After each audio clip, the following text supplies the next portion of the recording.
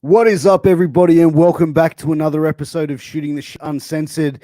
It's me, that bald-bearded, beautiful man, Piers, the host of this wonderful show, and we are brought to you live by Multi-Continental Wrestling Alliance on Facebook and on YouTube, and wherever you are finding us tonight, you are in for a treat because this is the first time for me. This is the first time. I haven't interviewed a ref yet. Not anything against any refs. I just haven't had the opportunity, and I'm very excited to bring out my guest, Christian Kaos. But before I get into that, I just want to take a special second, a quick pause for the cause, a quick moment to thank those motherfuckers that help us pay the bills up in this bitch to keep these lights on.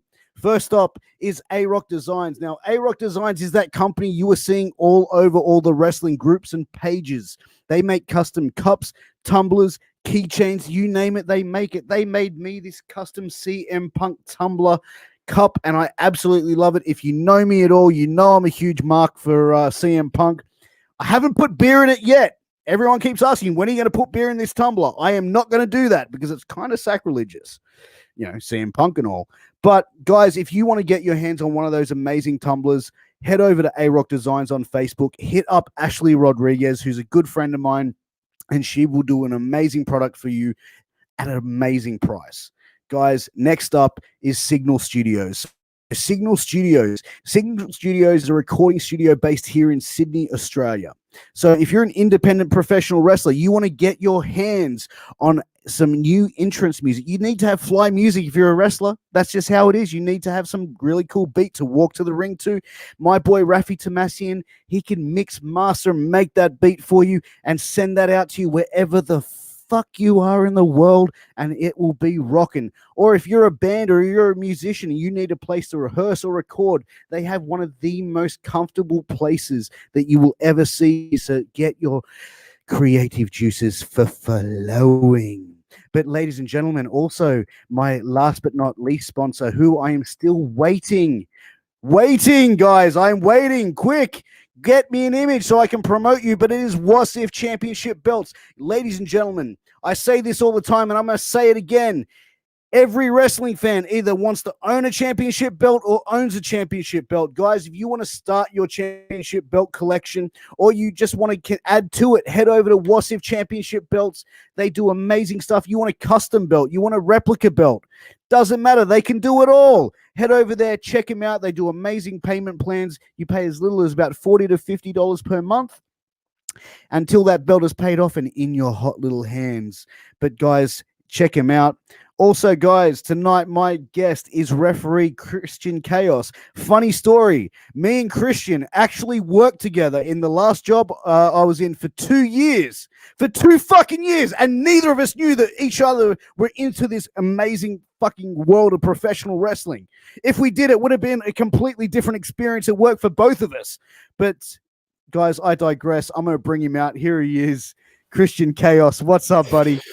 Hi, Piers. How are you, mate? Mate, I am fucking amazing, dude. I'm glad to I love the intro. Dude, that's what we do here, I know, baby. right? We just get this pumping and we make sure everyone is into it. But, man, thank you so much for coming on. It's been a while since we've spoken, and it's great to see you, man. No, thank you. Thank you so much for having me on, man, especially as you mentioned, being the first referee, non-wrestler. I feel quite honored. So thank you, mate.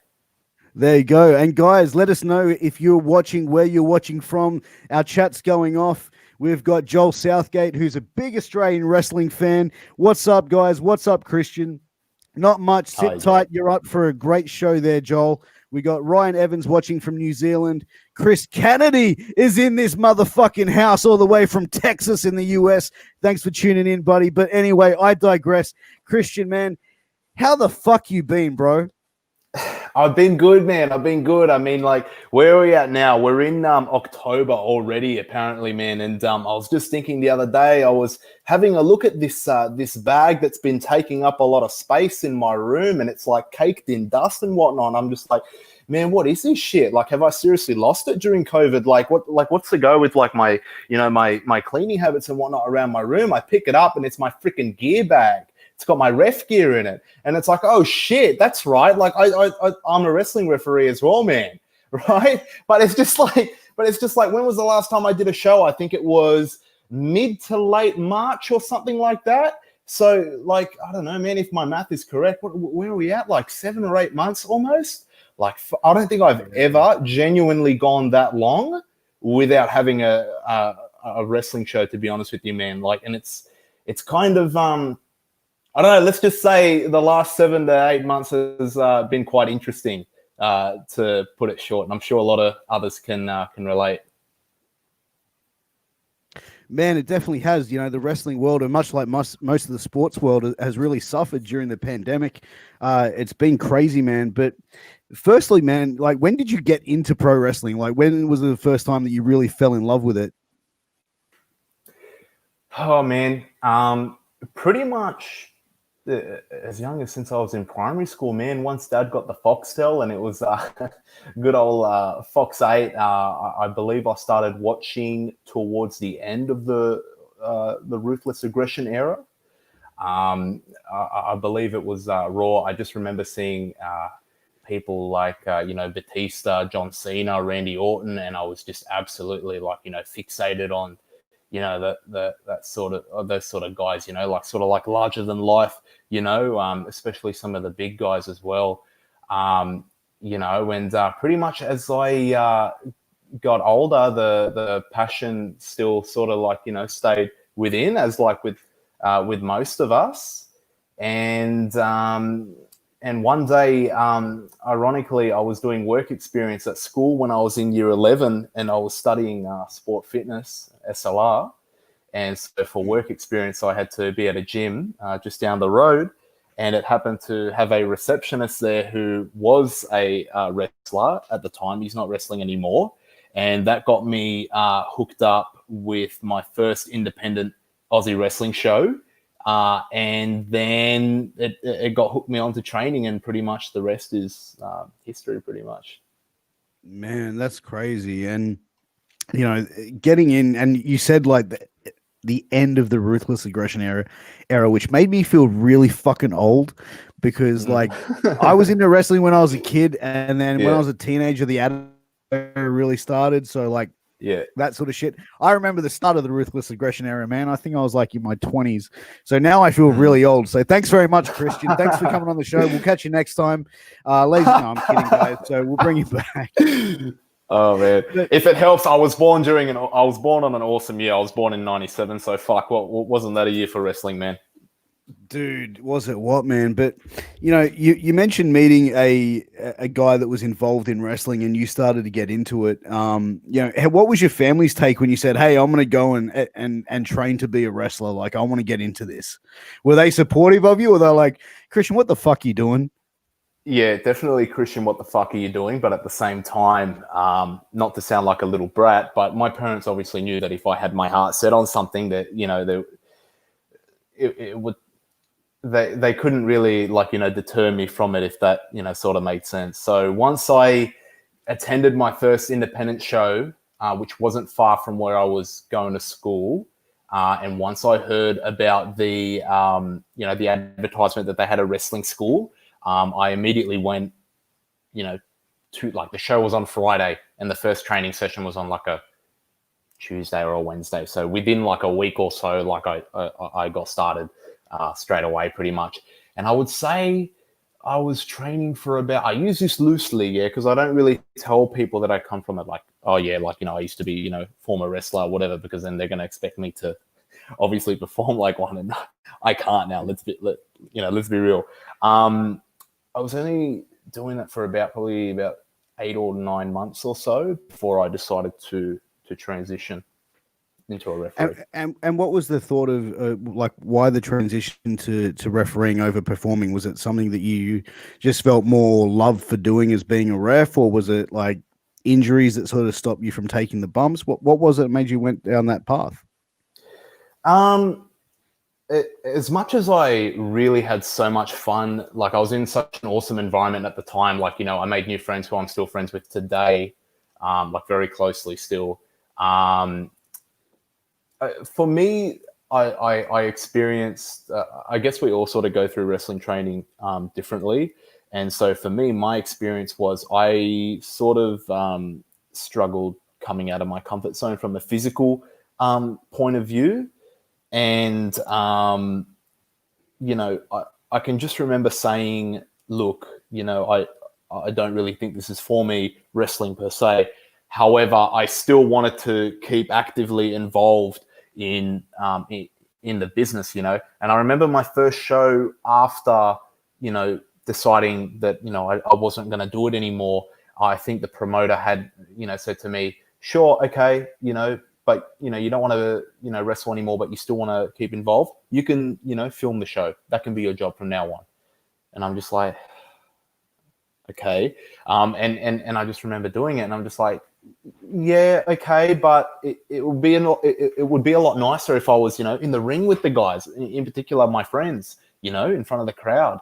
And so I was extremely fortunate at the time, where not only did I have a very quick and easy and convenient way of getting into the business, but the promoter at the time, made room for me to, accommodate my needs and essentially take me through the basics, the rough fundamentals of refereeing. And coincidentally, two of my close friends who were trainee wrestlers at the time were about to have their debut match. So then the promoter was like, you know what? You really want to be a referee? Fine. Come to training.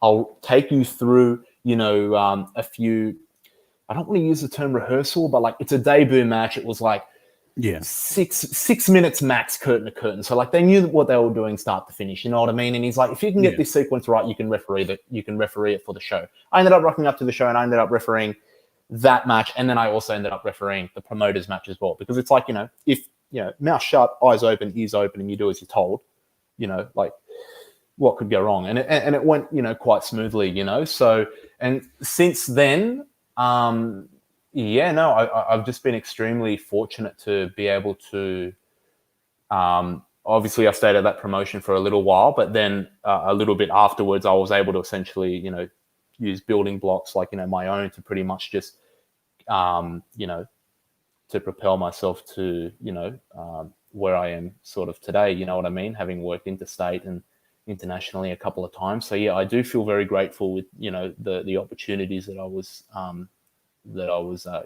given, to work for when I first started, if that makes sense.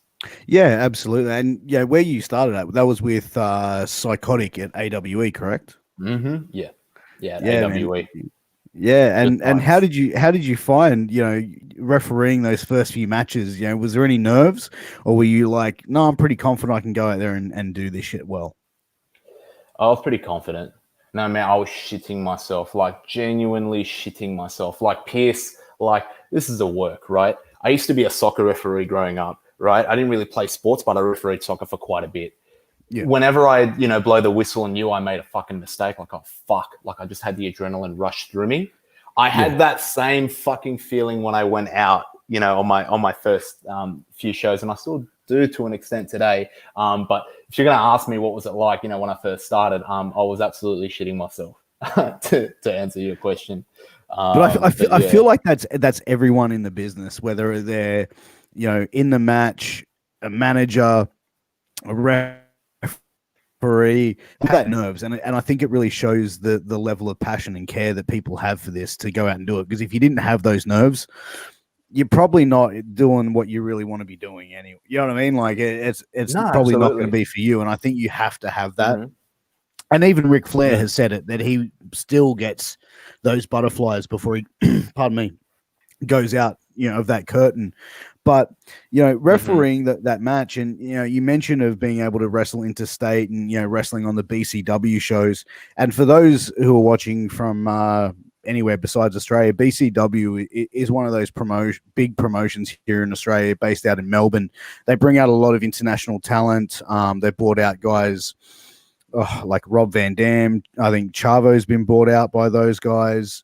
Who else? Shane Douglas. They did like a ECW Originals tour, and then they did a Lucha Down Underground tour. They did 2 Lucha Down Underground tours and the ECW Originals one, and then they did the Mexicools as well, which was, to be part of all of those it was absolutely awesome. Yeah, I remember talking to Vinny Vane about the luchadors and him getting kicked in the head by Juventud Guerrero, and it's Yeah. like Mama Vane on the sideline ready to kick his ass. So Mm-hmm, but mm-hmm. that's the thing, man. Like to be a fan of wrestling and to be able to still enjoy it, and I think every fan in wrestling always dreams about getting in the ring and being a pro wrestler and being that main event badass and holding the belt up and be like, yeah, like I've done it. But like for you to take that step back and go, you know what, this isn't for me. I'm still a wrestling fan. I still want to be involved, but I want to be, in the striped shirt. And that to me, I think the referee is just as important in any wrestling match than the two wrestlers performing. And you look at some of the great the great refs in the business. Like the Hebners, for example. Those guys, they move so fluent in the ring and they really keep the matches going. Mm-hmm.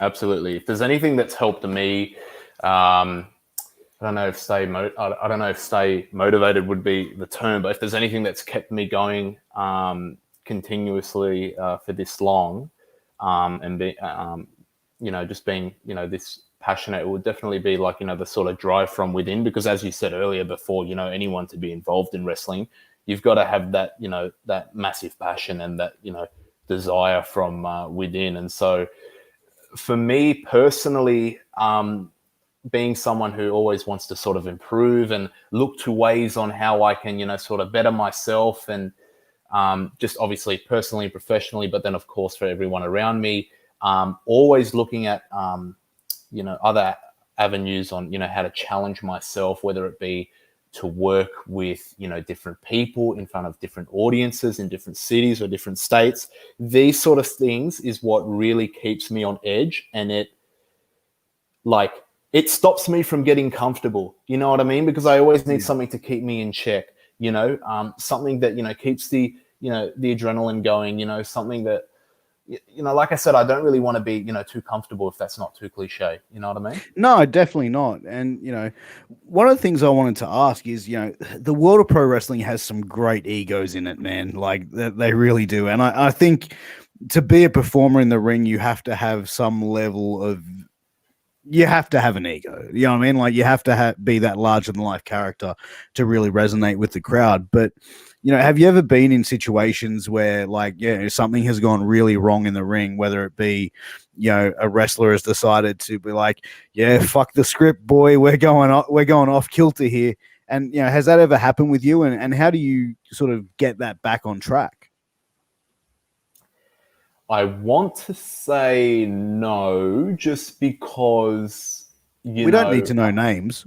I've been no, of course not. I've been very fortunate enough to work with federations and promotions who have talent that are professionals, and they're used to working well together, and they've done that for quite some time. And even if they are people who have never worked with each other for even if they have never experienced working together personally, like I said, they're professionals and they have the open mindset of, like at the end of the day, when it comes to pro wrestling, it's not about putting so and so over. It's a collaborative effort that you guys are both, taking. If that makes sense. So especially, when it comes to getting into the business, if people, not that I'm telling people what to do or suggesting or whatever.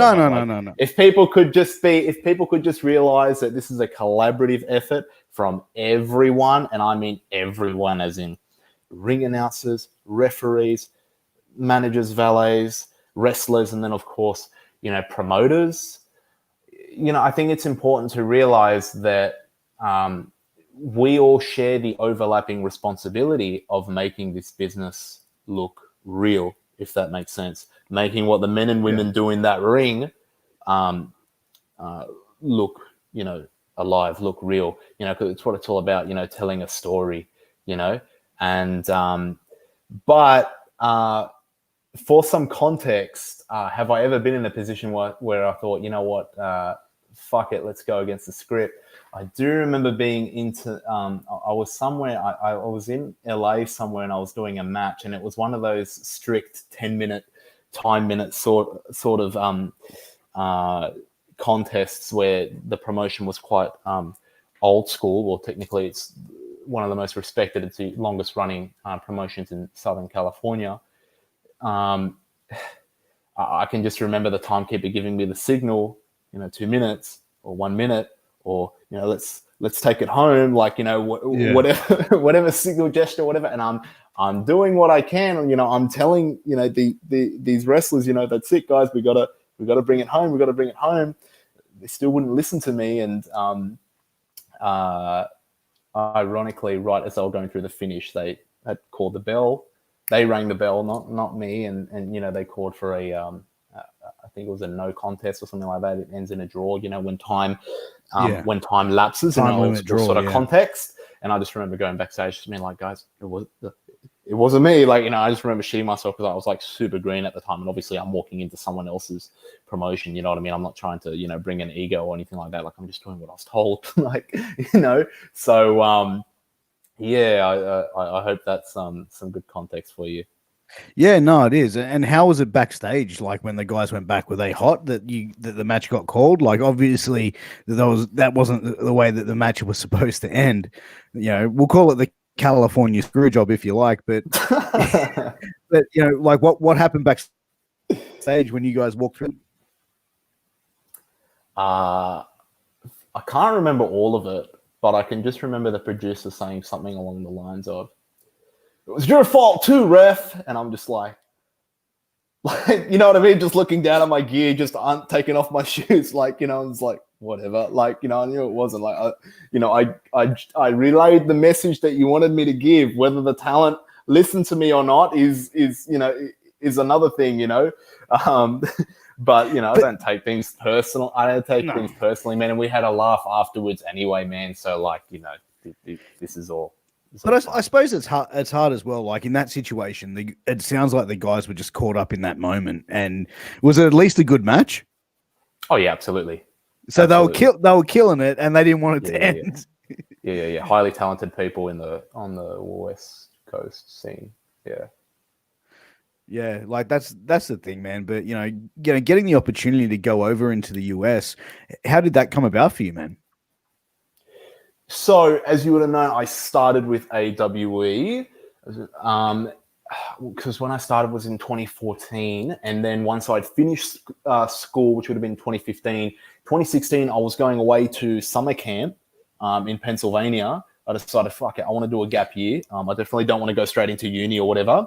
I was teaching at a summer camp for a while up in Pennsylvania, and I can just remember Sammy saying, let me know whereabouts you're going and I might be able to hook you up with someone. And I was like, okay, like, cool. Like, like for training or like, for working, matches or whatever. And I was very fortunate enough to be aligned with Jesse Hernandez, who's the promoter of one of the longest running promotions in Southern California, EWF, Empire Wrestling Federation. Yeah, and it was, yeah. Very, very well respected and highly regarded. And I was extremely fortunate to, to be welcomed in there and in that promotion and be able to have a few matches to referee. Even though the first time I went there, I didn't attend training. I just rocked up to a show, and I was fortunate enough to get some matches under my belt. But I remember saying to myself the next year when I went back, I said, I'm definitely, like, I'm really, really intrigued and motivated. I really do want to, attend their training sessions as well. And so I did. And then when I was at EWF, I can just remember people having a discussion about a show being on the next day somewhere in LA or whatever. And it was Championship Wrestling from Hollywood under the United Wrestling Network. Yeah, under the United Wrestling Network banner. That's run by what's his name? David Marquez. David Marquez, that's correct. Yeah, but his name just And I just remember, like, everyone talking about it, like, yeah, you're going to championship tomorrow. You're going to championship tomorrow, and it's just like, yeah. And I'm just like, what is this fed? Like, can I come? Like, do you know what I mean? I'm just like, please, can I get a shot? Yeah, and I was speaking to one of the referees at EWF, and then he happened to know the referees there at Championship Wrestling, And I was extremely fortunate that David has the, from my understanding, the mindset of everyone has it's an open door policy for everyone, and the opportunity is what you make of it, And so I was super fortunate that when I went there, they knew I was coming, and that, I was aligned with the senior official there. His name was Nick Bonano, who took me under his wing and was very patient and very, considerate of me in terms of where I sort of came from, being obviously a novice with only 2 years under my belt, and obviously not familiar with anyone on the show, let alone TV, because obviously it's all filmed TV sort of studio. Yeah. I was just super appreciative of the the just how warm they were in terms of welcoming me and having me take part. And I just remember saying, man, I need to come back next year. I'm taking another gap year. I need to come back next year. And this time it's just going to be back on very shortly, guys. But guys, while Christian's getting reconnected, guys, I just wanted to direct everyone to please head over to prowrestlingtees.com/MWA World to get some of our amazing merch to help keep this show going, guys. We don't want to be making money off merch, guys, but we do this so we can have some great giveaways to offer our members on Facebook and on YouTube. So if you want to get some of our shirts like this one, the Shooting the Shit Uncensored shirt, named after this show, you can get your hands on one of that, or our of our wrestling game show. Make sure that you go over and check out that. Or we've also got our MWA black and silver shirt and our MWA anime shirt as well. So guys, please make sure you head over and check out those shirts. So Christian, you just cut out there, but welcome back. Sorry, mate. Thank you. Sorry about that, man. I can't say I'm in the best area for internet, or I'm a bit of a boomer when it comes to technology, so I've still got to find a good internet provider. Anyways, where were we? Where was I? So you're Championship Wrestling from Hollywood, man. And getting that opportunity, but Championship Wrestling from Hollywood has had some amazing talent go through those doors. Who were some of the guys that you got to ref when you were over there with that Fed? I'm so glad you asked that question. So the first time I went over there, he was like, they just gave me a dark match, and they were like, we got these two guys here. One guy's from international, so he's only in town for a little bit, so there's no point writing him up on a storyline or whatever. And another guy, a young guy, a couple of years older than me or whatever at the time, they were trying to sort of try him out or suss him out. It was Jake Atlas and Chris Weiss from Perth. Yeah. Oh, no shit. So, yeah. And I just remember I just remember being told to, oh yeah, he's one of the guys that you need to go speak to. Go speak to the bald guy in the white trunks. I was like, all right, cool. I was like, hey, my name's Christian. I'm here, and I'm pretty new, but I'm officiating your match tonight. I was just wondering if I could get a few cues or whatnot, and what are you guys thinking of doing? And I just remember when he started talking to me, and I was with an accent that I'm familiar with. I'm just like, whoa, where are you from, whatever? And he goes, yeah.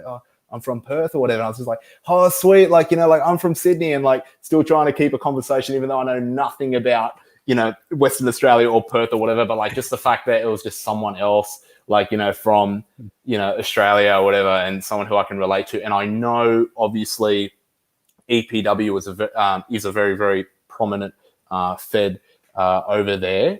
And in saying that, I hit him up, and I jokingly, at the show, and I just remember saying to him, so how are you going to go about getting me booked at EPW in Perth someday?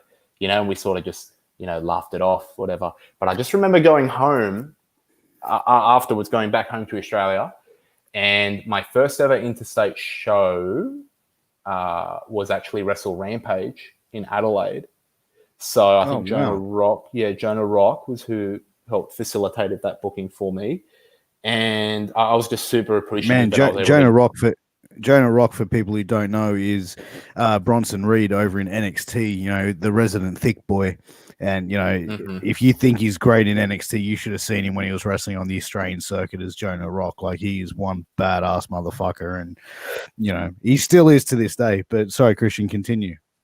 No, like perfectly said. And another thing to mention, you know, whether you know, someone being great in the ring and being a talented performer is one thing, but when they're a gentleman also behind the scenes as well, that's what, you know, gives them, like, that's what makes them an entirely more respectable sort of, you know, person as the way I perceive them. So, you know, Jonah was very helpful with me in terms of getting me, you know, that booking. I mean, I was honest. I hit them up and I just said, look, you know, I'm keen on coming down.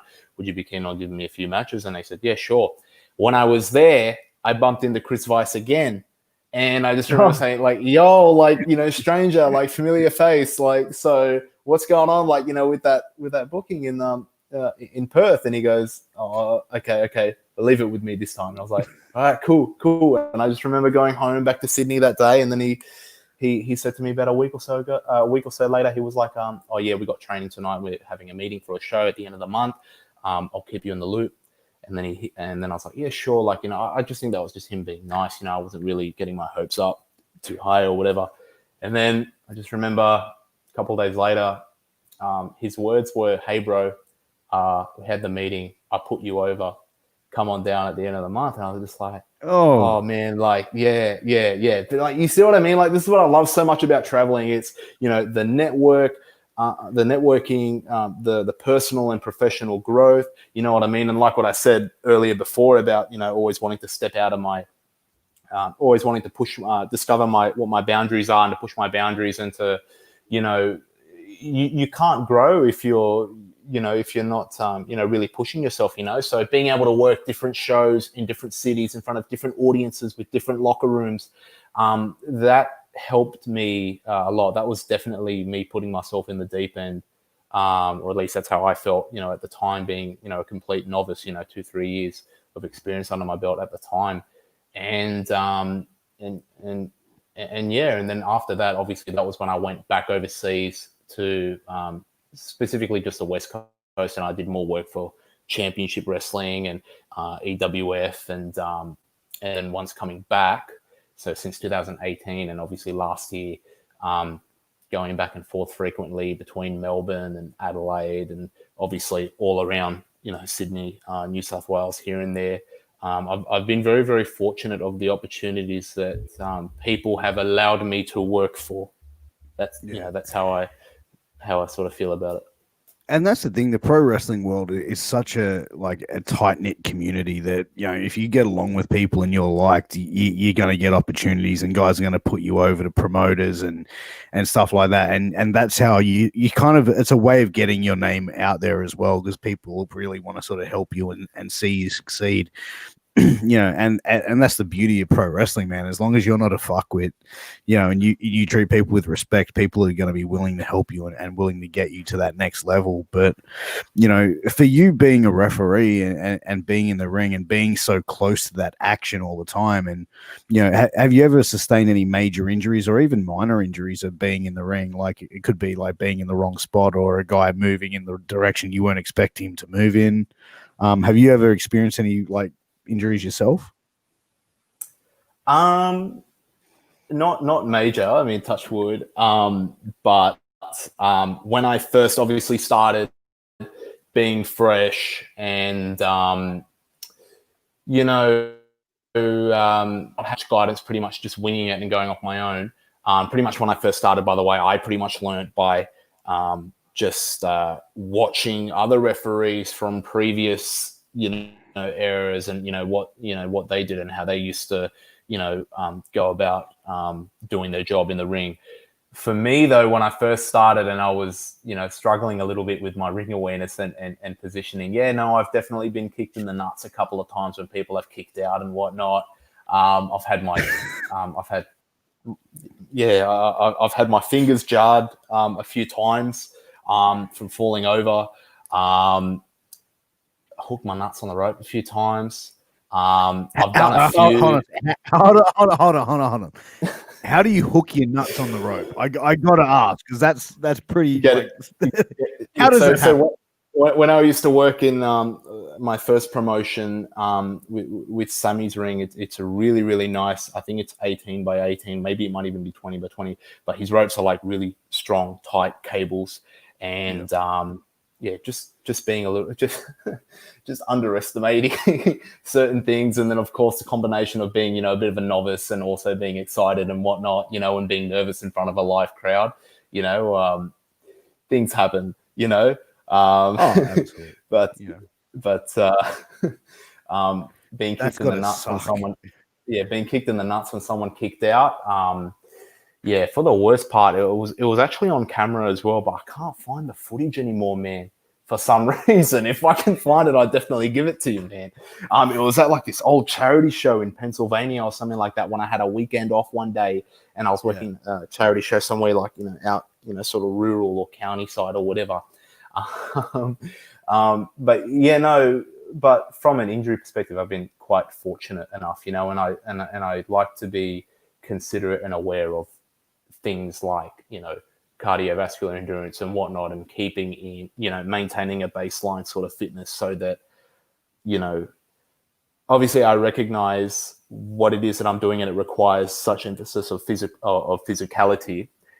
What people need to realize is if I'm refereeing a match of luchadors like Aerostar and Drago, as I did in Adelaide for the Latin American Championship, people obviously thinking, well, how fit do referees really need to be? Do they really need to be as fit as wrestlers? Well, I mean, you don't need to bench press as much as Scott Steiner bench presses, but I mean, if you're working two luchadors, you want to be just as quick as they are in the sense where, the false counts, exactly. the breakages, like, the rope breaks and whatnot, so to speak.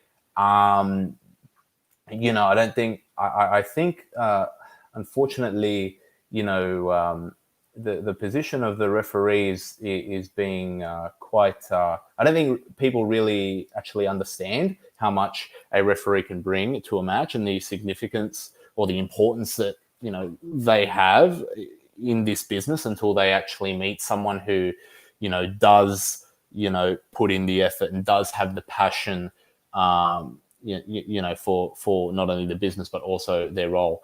And I know there are plenty of people out there on the independent scene in Australia who are very good at what they do, wearing the stripes. However, unfortunately, there are, a few promotions who sometimes just think that it's okay to just put the stripes on a trainee wrestler who's just waiting to be ready to wrestle. Or, I've seen a wrestler on that card wearing plain black, not even a striped shirt, not even a referee shirt, just a T-shirt with the company logo on it. And I'm just like, what's going on? Like, I don't think people realize like the detriment that can sort of cause to a match and a show, overall, I mean, I think it's okay for a referee to have a uniform that isn't a striped shirt, but as long as every referee on that card is wearing that same shirt with the company logo or something like that. But, you see some promotions, it's like you see a referee wearing a pair of jeans and a fucking singlet or something. And, unless you're a worker who's like the special guest referee or something along those lines, you really need to keep the referees in uniform, because that's what I think is really the authority of it in the ring. Is like, hey, I'm the guy in this shirt. I'm the one calling the shots, motherfucker. You'll back down or however it is that it's done. But since you've been in the business, do you look at wrestling in a different light now? Like, do you still sit down and are you still able to sit down and enjoy wrestling, or do you sit down and be like, I can pick things apart? And do you find it harder to enjoy, or do you still like to sit down and enjoy? In all honesty, I do enjoy being able to sit down and actually enjoy wrestling. Some of my friends in the industry do get quite a bit picky sometimes, but sometimes I'm just sitting next to them, just like, man, who cares? Like, like, look at the atmosphere, like, let's just enjoy it. You know what I mean? Like, just relax. You know what I mean? Like, we're not working right now. Let's just, we're here for, like, we're here to be entertained. We're here to be, drawn into this story, let's just enjoy this, you know what I mean, for what it is. But going back to what you just said before, a key term that you used, it's uniform. That's what we have. We don't have gear. We're not trying to sell merch. We're not trying to put ourselves over. We're not money-making assets here. we wear a uniform and we are all to look, or our dress standards should be consistent, across, the board, at least, on a per show basis, if that makes sense. Oh, absolutely. So Jake says hello. Hello, Jake. Thank you for tuning in. Guys, I just want to take this quick quick. I can't even speak. It's getting late here. I just want to take a quick second. Please make sure to hit that like button, hit that share button. If you're watching on YouTube, please share, like, subscribe, all that great shit. If you're watching on Facebook, hit that heart. Make sure you let us know that you're watching, you're enjoying. But I got a question from Joel. Joel's a regular viewer of the show and a huge wrestling fan. He wants to know, what's it like reffing for Kingdom Pro Wrestling in Maitland? Hi, Joel. I haven't seen him in a while. I see him every now and then at shows. I hope you're well, mate.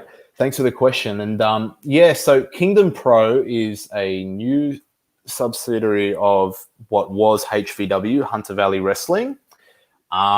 Kingdom Pro Wrestling is an exciting new initiative by, similar talent in terms of what they utilize on the show for cards. However, management is run a little bit differently.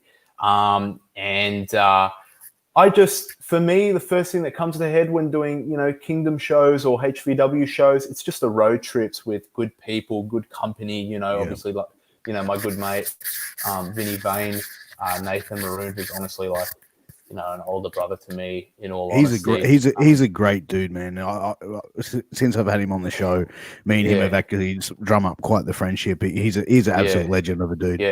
Yeah. Very likable, respectable person. You know what I mean? I'm going to be real with you. Like, first impressions, people are always going to be like, man, he's a dick. And I'm just like, don't worry, man. Like, I thought that as well when I first met him. Don't worry. Like, he's not actually, like, once you get to know him, he's a very loving, endearing, but also cutthroat individual. And I need people like that in my life. You know what I mean? I don't need someone to give me sugar-coated lies or anything like that when I'm slipping up. I got an attitude problem or an ego problem, or, I feel like I'm slipping in something that I shouldn't be doing. He's always there to put me in check, and I think that's what friends are for, and that's why we've been, friends for, how long? Like 6 or 7 years or whatever. I can't believe it's 20. See, that's the thing. Even he said that, like, people think that he's a dick when they first meet.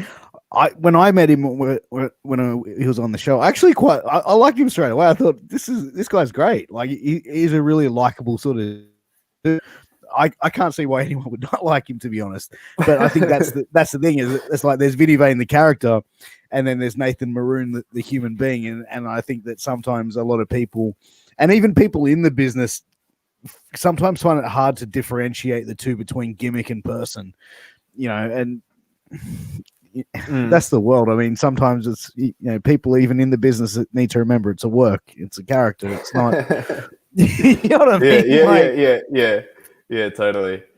But that's the thing, man. Like, being able to enjoy wrestling and sitting down and watching the product, like for me, dude, like, I sit down and I watch all wrestling because this is what I do. You know what I mean? Like, but I sit down and watch some shows. I'm like staring at my phone going, well, that was dumb.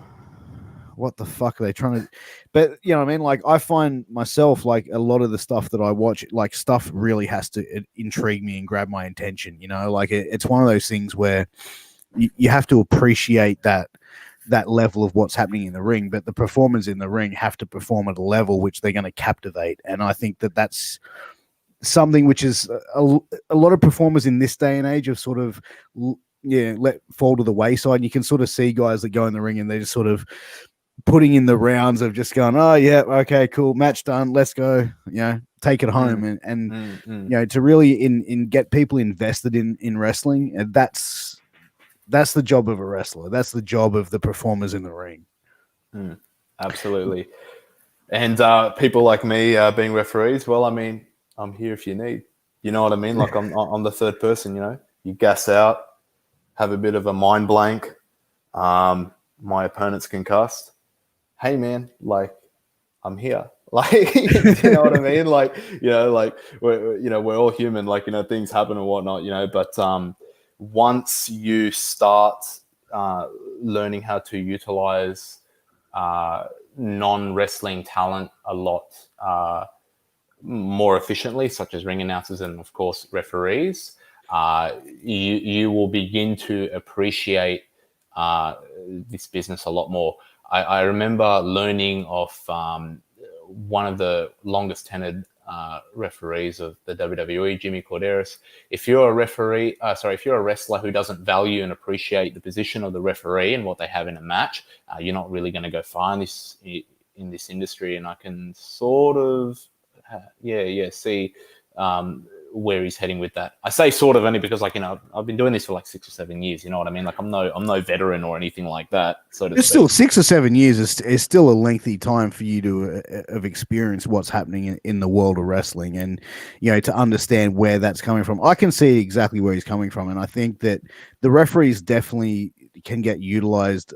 You look at main product, can definitely get utilized a lot more.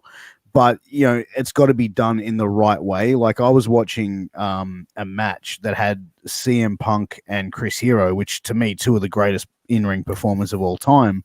And this is back in, early 2000s. And these guys are having a great match. And then next thing you know, CM Punk and the referee are having a verbal. And then next thing you know, CM Punk and the referee start trading right hands, and the referee suplexes Punk through a table. And it's not it wasn't a wrestler who was like the guest referee. It was a fucking legit. And I'm like, what the fuck? You know what I mean? Like, I can understand it was early in those guys' careers, but I'm like, yeah, that didn't make sense. Yeah. Like, yeah. I don't know. Maybe I missed something from the storyline or whatever it's all, but it was a great match up until that point, and that's when I was like, "Yeah, no, I think I'm done with this one." It's really got to be put in context. Yeah, well, absolutely. Like, I think we're all different in terms of, from a fan's perspective, of what we sort of prefer, and I think there's a time and place for that. Sort of stuff. Because, we see major wrestling promotions do funny stuff during house shows and untelevised events, all the time, It's all a bit of fun, at the end of the day. But is that just to pop the boys, though, like at the house shows and stuff like that?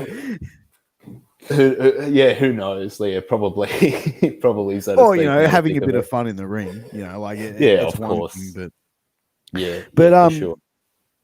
Christian, what have you guys got? What have you got coming up? Like, where are some of the next shows? Like, have you got anything booked for the near future coming up? Because I know there's a couple of shows coming up in Sydney in the next few weeks.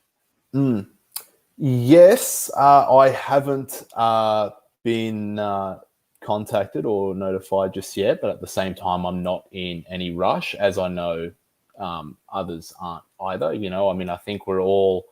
If anything, COVID's taught us it's to learn how to appreciate ourselves a lot better and be more kinder, to ourselves, and value me time, value your mental health, your physical health. I've enjoyed spending this time, to myself and working on myself. And I think I'm going to continue that until I get to a stage where I feel like, it would be an optimum time to sort of, get back into it, if that answers your question. But I'll definitely be back soon. Yeah, absolutely, man. There's a couple of shows coming up that I'm really looking forward to going and checking out.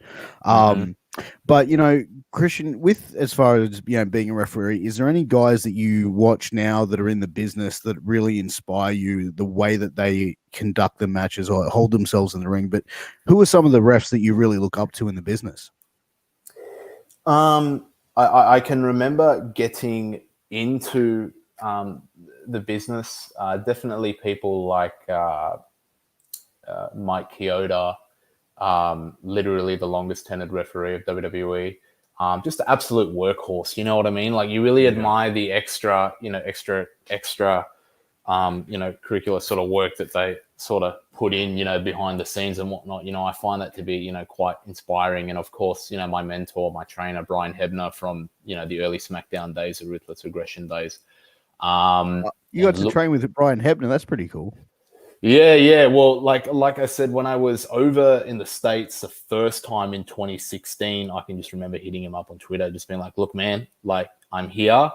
please, if you can just give please, if you could just, sort of give me a chance, because obviously I was liaising with him throughout the year 2016 as soon as I knew that I was going to eventually go over to the States. And I just pretty much asked him, look, man, please give me a time and place and I'll be there, and fortunately enough, Pennsylvania and Virginia aren't too far away, I don't know what, 3-hour train ride, so, I was very fortunate to have, the guidance and the patience and receive the advice and the mentorship from someone like him who'd spent so long in WWE, Impact Wrestling.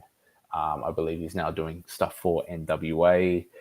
For me, that was a perfect opportunity to pretty much just start off fresh, blank canvas, get rid of any old habits. And I'm glad I took that sort of approach, and since then I haven't really looked back really. But yeah, in terms of referees that inspire me, definitely, those two, Brian Hebner and Mike Chioda, also Charles Robinson, of course. How can I obviously forget, right? Little Nate. Little Nate. I still vividly remember that. Was it WrestleMania 24? That sprint down the ramp. But I always get gassed out every time I watch that, man. I don't know about you. I always gas out just watching that myself. But, I do really appreciate and admire all the work that, that they put in, not just obviously in the ring during matches, but just shows in general, because I don't think people, really realize how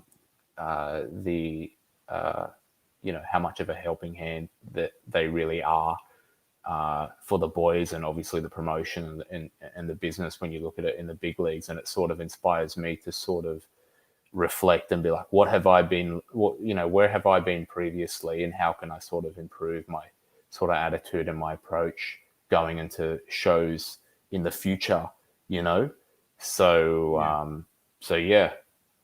Getting mentored by Brian Hebner, who's refereed for nearly every major promotion there is, what's some of the best advice that he's given you that you've really taken and implemented? Honestly, I can just remember at first it was just, whoa, dude, you gotta slow down, be patient. I love the American accent, by the way. No, he kind of sounds like a little bit more weird, sort of he's from up north, but he's kind of I can't imitate his accent, man. I don't know. It's just so. We have Americans in the audience rate Christian's American accent. It's probably dog shit, but I probably some of the best advice that he's given me is just to be more aware of my surroundings, less, fast sort of movement that may be looked at as being a bit of a a distraction, or just look like plain shit, to be honest with you, and just to be more clear and succinct, and just with all of your gestures, obviously. And you got to also realize, that this when we can talk about the business however you want, Pierce, of it being a work or whatever, but when I put on the stripes and when I walk through the shirt, I treat it just as real as the wrestlers do. And so in saying that, when I'm in that ring and I'm wearing the stripes, I am the law, as Chavo Guerrero or Juventud Guerrero would say to me backstage whenever I would try to pick their brains or whatever. And I think some of that advice is some of the best that I could take on board at the time, to pretty much understand the philosophy component of it. You are seriously the law, you are seriously in charge. I remember one of the first things Sammy told me, I hope he doesn't mind me saying this, I'm gonna say it anyway. Sammy, it was cool. He said something like, Christian, don't do anything that you don't feel confident comfortable to do, particularly on the lines of bumps or whatnot. But if you feel like they're going to do something stupid, don't be afraid to say to them, hey, if you do that, I will ring the bell and fuck up your match. And I'm just like, okay. And if that happens, he goes, you can just come backstage and stand behind me. And I'm just like, okay. not that touch wood, not that any of that has ever, happened. previously. And like I said, we're all professionals here, on the scene. So not that I could ever see anything like that coming up now anyway. But I just thought that was funny to sort of mention. And like I said, I can imagine Sammy saying that too. You can't forget where you came from. So I need to give credit where it's due. Absolutely. Quick shout out to Brent Lamberson watching over from the US. Thanks for tuning in, Brent. But that's the thing, man. I think you said it and you hit the nail on the head that you have to take it as serious as the wrestlers performing in that ring, because the job of everyone in that ring is to make it look as believable as possible, like it is a legit shoot. And you can call wrestling many things. You can call it scripted, you can call it choreographed, predetermined, whatever it is. But you definitely can't call wrestling fake. And it takes a lot it takes a lot going into the business to really put everything together and to make it happening. And fake it's not. But all the other stuff, absolutely, it is all that. But injuries happen, and the work that you guys put in to make it happen, that's not fake. Absolutely. And like what you said earlier before, just the emphasis of passion, when everyone comes together, promoters, ring announcers, referees, wrestlers, managers and whatnot, when we all come together and share the same passion and enthusiasm, it really is a beautiful thing, the end product, and it's great to be able to see the fans enjoy that as well. Don't get me wrong, I know they're not coming to see me, but it is beautiful and humble for me to be able to see, the guys or the girls, in the ring, to be able to, tell a story and captivate the audience. It really does feel special, and being like literally there, like having front row, like the best seat in the house. Absolutely, it's very special. It is very special. Hey man, next time you're doing a show, man, I'll definitely come down to see you, bro. I'll even try and get you to pop while you're in the ring. I'm like, yeah, let go. Please, absolutely. My mates always try to do that all the time to piss me off, and I'm just always just like, oh man, fuck. But no, please, absolutely, please do come next time you're in town. Beers on me after the show as well. Mate, that's the deal. But Christian, before we wrap it up, man, where can everyone find you, support you, follow you? Let us know what your social media is, dude. Yeah, sure. So currently I'm on Instagram at the moment as Christian Todorowski. You can see via my my hub just on the screen there, and that's pretty much where I post everything from wrestling and my personal life. You get to know a little bit about me behind the scenes, and yeah, obviously to interact and see where I'll be next. Absolutely, man. Definitely. But Christian, look, thank you so much for being on the show tonight, man. It's been great catching up with you and great talking to you again, man. It's great to actually sit down and talk a bit of wrestling. I just want to thank the audience for tuning in live. It's been in great numbers tonight, guys. I really appreciate the support that you guys do for this show.